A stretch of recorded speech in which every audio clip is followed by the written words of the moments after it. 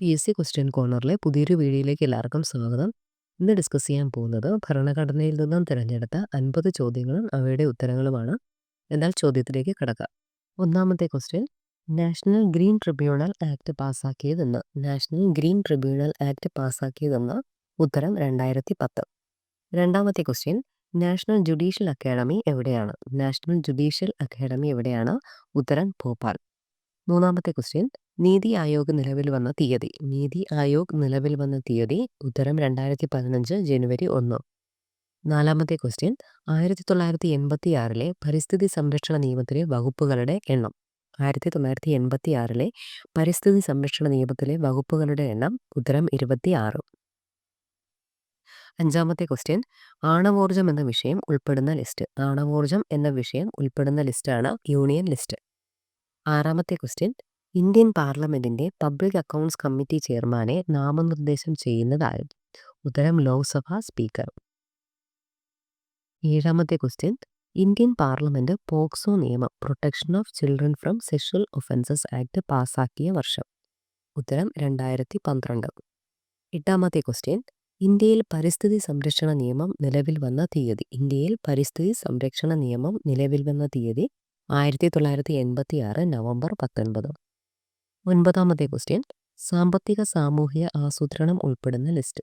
സാമ്പത്തിക സാമൂഹിക ആസൂത്രണം ഉൾപ്പെടുന്ന ലിസ്റ്റാണ് കൺകറന്റ് ലിസ്റ്റ്.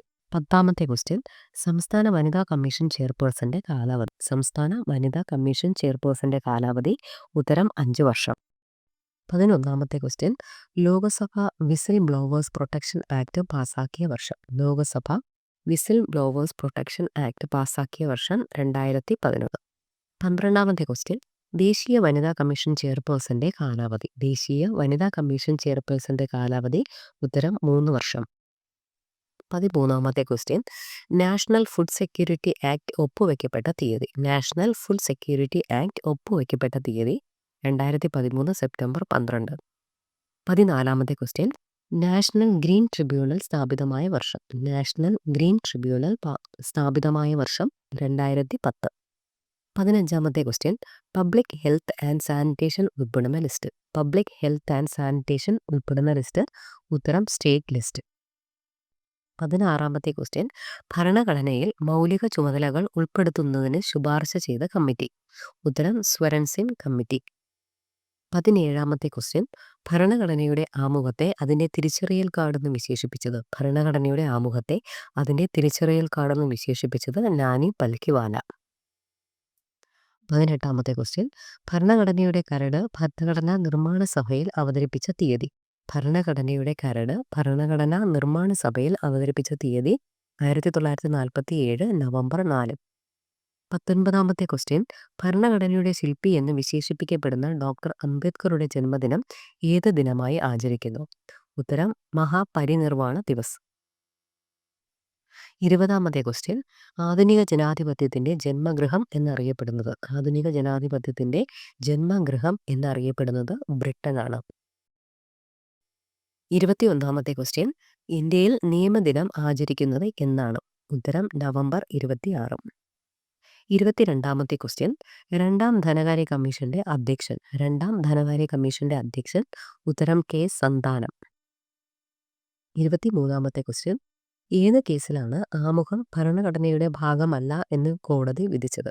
ഏത് കേസിലാണ് ആമുഖം ഭരണഘടനയുടെ ഭാഗമല്ല എന്ന് കോടതി വിധിച്ചത്? 1960 ബെരുബാറി കേസ്.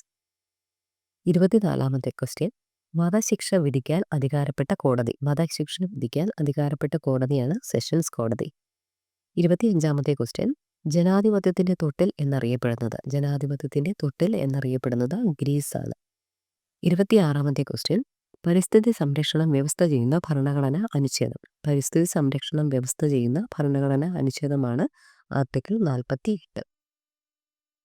27ാമത്തെ ക്വസ്റ്റ്യൻ, പാർലമെന്റിന്റെ ക്വാറം വ്യവസ്ഥ ചെയ്യുന്ന ഭരണഘടനാ അനുച്ഛേദം. പാർലമെന്റിന്റെ ക്വാറം വ്യവസ്ഥ ചെയ്യുന്ന ഭരണഘടനാ അനുച്ഛേദമാണ് ആർട്ടിക്കിൾ 100.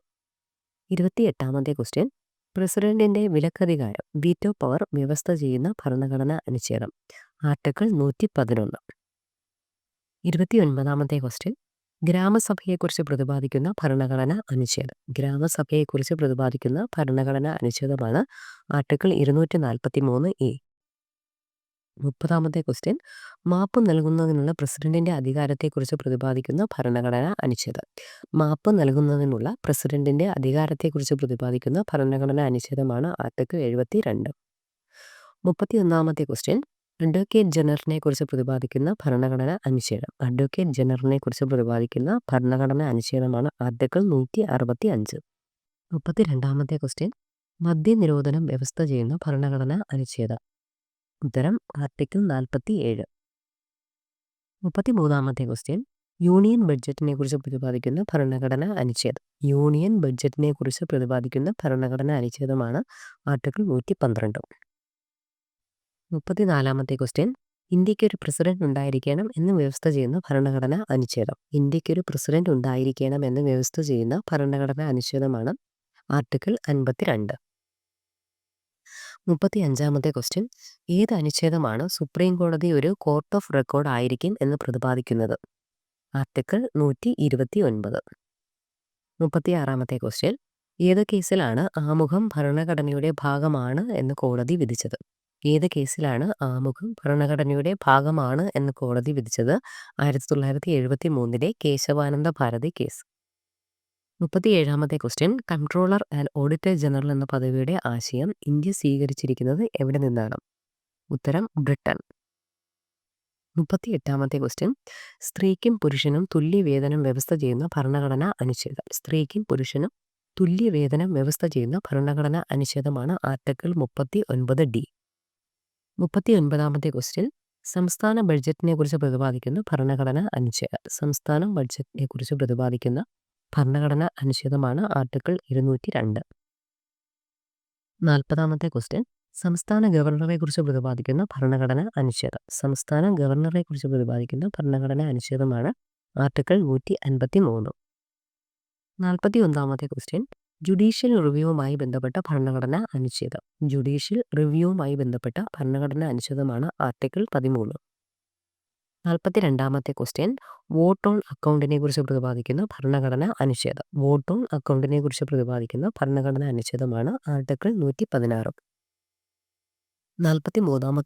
43ാമത്തെ ക്വസ്റ്റ്യൻ. പട്ടികവർഗക്കാർക്കുള്ള ദേശീയ കമ്മീഷനെ കുറിച്ച് പ്രതിപാദിക്കുന്ന ഭരണഘടനാ അനുച്ഛേദം. Article 338A. 44ാമത്തെ ക്വസ്റ്റ്യൻ. പട്ടികജാതി പട്ടികവർഗക്കാർക്ക് സംസ്ഥാന നിയമസഭയിൽ സംവരണത്തെക്കുറിച്ച് പ്രതിപാദിക്കുന്ന ഭരണഘടനാ അനുച്ഛേദം. ഉത്തരം ആർട്ടിക്കിൾ 332. 45ാമത്തെ ക്വസ്റ്റ്യൻ. പട്ടികജാതി പട്ടികവർഗക്കാർക്ക് ലോകസഭയിൽ സംവരണത്തെക്കുറിച്ച് പ്രതിപാദിക്കുന്ന ഭരണഘടനാ അനുച്ഛേദം. ഉത്തരം ആർട്ടിക്കിൾ 330. 46ാമത്തെ ക്വസ്റ്റ്യൻ. പട്ടികജാതിക്കാർക്കുള്ള ദേശീയ കമ്മീഷനെ കുറിച്ച് പ്രതിപാദിക്കുന്ന ഭരണഘടനാ അനുച്ഛേദം. ഉത്തരം ആർട്ടിക്കിൾ 338. 47ാമത്തെ ക്വസ്റ്റ്യൻ. ഭരണഘടനയുടെ എത്രാമത്തെ പട്ടികയിലാണ് ആദ്യ ഭേദഗതി ചെയ്തത്? ഭരണഘടനയുടെ എത്രാമത്തെ പട്ടികയിലാണ് ആദ്യ ഭേദഗതി ചെയ്തത്?